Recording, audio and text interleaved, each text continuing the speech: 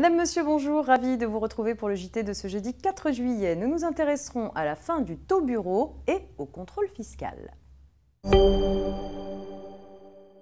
Et c'est la fin du taux bureau qui ouvre ce JT. De 1995 au 2 mars 2017, l'employeur pouvait appliquer comme taux de cotisation accident du travail un taux réduit dit taux bureau à certains salariés. Depuis le 2 mars 2017, seules les entreprises en tarification collective ou mixte pour la cotisation AT ont pu demander l'application d'une tarification fonction support. Elle concernait l'ensemble de leurs salariés occupant à titre principal des fonctions support de nature administrative dans des locaux non exposés aux autres risques de l'entreprise.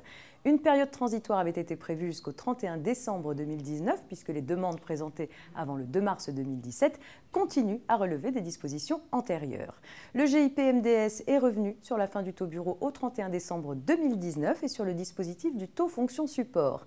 Ainsi, pour les employeurs qui ne sont pas éligibles à ce nouveau dispositif, le taux bureau sera supprimé au 31 décembre 2019. Il en sera de même pour les employeurs éligibles qui n'ont pas demandé de taux fonction support avant le 30 novembre 2019. Un seul taux, celui de l'activité principale, deviendra applicable à l'ensemble des salariés à compter du 1er janvier 2020. Pour bénéficier du taux service support, les employeurs doivent adresser à leur caisse régionale, par exemple la CARSAT, un questionnaire et le plan détaillé de l'implantation de l'établissement concerné par la demande.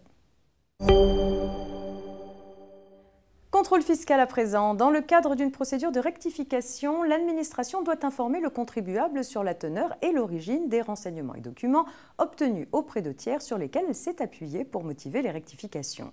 Le contribuable peut demander à ce que les documents invoqués lui soient communiqués. Si l'administration refuse de lui transmettre ces documents, cela rend la procédure de redressement irrégulière. Cependant, les conséquences du manquement de l'administration à son obligation de communication se limitent aux impositions pour lesquelles elle a utilisé les renseignements et documents en cause pour conduire la procédure d'imposition ou déterminer le montant de l'impôt.